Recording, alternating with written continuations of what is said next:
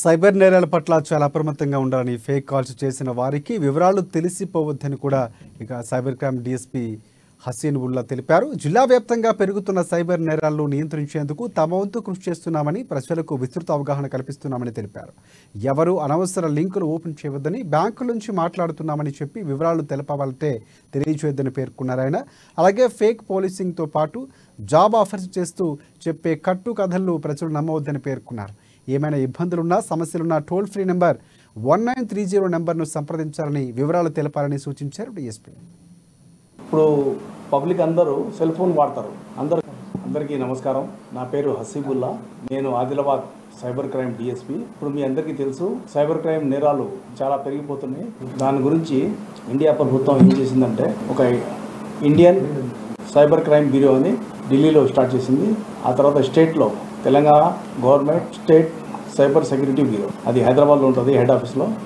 అట్లాగే జిల్లాల్లో D4C అంటే district cyber crime coordination centre అని అన్ని జిల్లాల్లో ఆఫీస్ పెట్టడం జరిగింది. దీని ముఖ్య ఉద్దేశం ఏంటంటే సైబర్ క్రైమ్స్ని ఆపడం. ఇప్పుడు పబ్లిక్ అందరూ సెల్ ఫోన్ వాడతారు, అందరూ కంప్యూటర్ వాడతారు, సెల్ ఫోన్ వాడతారు, ల్యాప్టాప్స్ వాడతారు.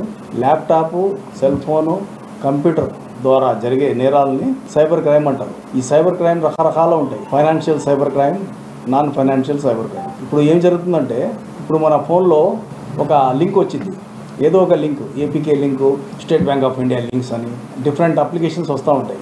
మనం ఏం చేస్తాం, దాన్ని క్లిక్ చేస్తాం. క్లిక్ చేయగానే వాళ్ళు మా అకౌంట్ నెంబర్ ఏమంటారు, మన అకౌంట్ నెంబర్ వేసిన తర్వాత ఏమైందంటే ఓటీపీ వచ్చింది. ఓటీపీ చెప్పగానే మా డబ్బులన్నీ పోతాయి. అట్లాగే ఇప్పుడు ప్రజెంట్ జరిగే మోసాల్లో ఫేక్ పోలీసింగ్ అంటే వాళ్ళు, మేము పోలీస్ వాళ్ళం, ముంబై పోలీస్ వాళ్ళం, లేకపోతే ఢిల్లీ పోలీస్ వాళ్ళం, కలకత్తా పోలీస్ వాళ్ళం అని చెప్పి ఫోన్ చేస్తారు. మేము తెలంగాణ బ్యాంక్ నుంచి మాట్లాడుతున్నాం, మీ లోన్ మాఫ్ అయింది అని చెప్పి, మీ లోన్ ఇచ్చేది ఉంది, మీ అకౌంట్ నెంబర్ ఇవ్వండి అని చెప్పి ఫార్మర్స్ నుంచి అడిగి ఆ డబ్బులు, వాళ్ళ అకౌంట్లో ఉన్న డబ్బులు కూడా లాక్ అవడం జరుగుతుంది, దొంగతనం చేయడం జరుగుతుంది. అందు గురించి దయచేసి మీకు అట్లాంటి బ్యాంక్ నుంచి ఫోన్లు వస్తే మీరు బ్యాంక్కి పోండి, లేకపోతే బ్యాంక్కి ఫోన్ చేయండి. ఫోన్ చేసి, సార్ ఇది జరిగింది, మీరు ఫోన్ చేశారా అని చెప్పి కనుక్కొని వెరిఫై చేసి అప్పుడు మీరు ఏమో ఇష్టపైనా తీసుకోండి. అంతేగాని ఫోన్లో మాట్లాడితే నిజమే అని అనుకోబాగండి.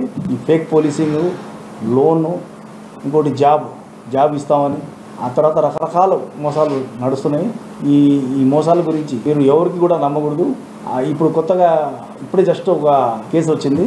ఆ కేసు ఏంటంటే, మీ అమ్మాయి ఒక కేసులో ఇన్వాల్వ్ అయింది హైదరాబాద్లో, మీ అమ్మాయిని పట్టుకున్నాం అని చెప్పి బ్యాక్గ్రౌండ్ సౌండ్స్ అన్ని పోలీస్ వాళ్ళలాగా, ఆ అమ్మాయి వయసు లాగా వినిపించి ₹1,00,000 వేయించుకున్నాం. ₹1,00,000 మీరు ఇస్తే మీ అమ్మాయికి వదిలేస్తాం అని చెప్పగానే ఆయన ఒక 10 నిమిషాల్లో ₹1,00,000 ఇచ్చారు. అట్లా ఎవరు కూడా పోలీస్ వాళ్ళని చెప్పి, బ్యాంక్ వాళ్ళని చెప్పి మీ పర్సనల్ ఇన్ఫర్మేషన్ అడుగురు. అట్లాంటి ఏమైనా మోసం జరిగితే మీరు ఇమీడియట్గా 1930కి కాల్ చేయాలి.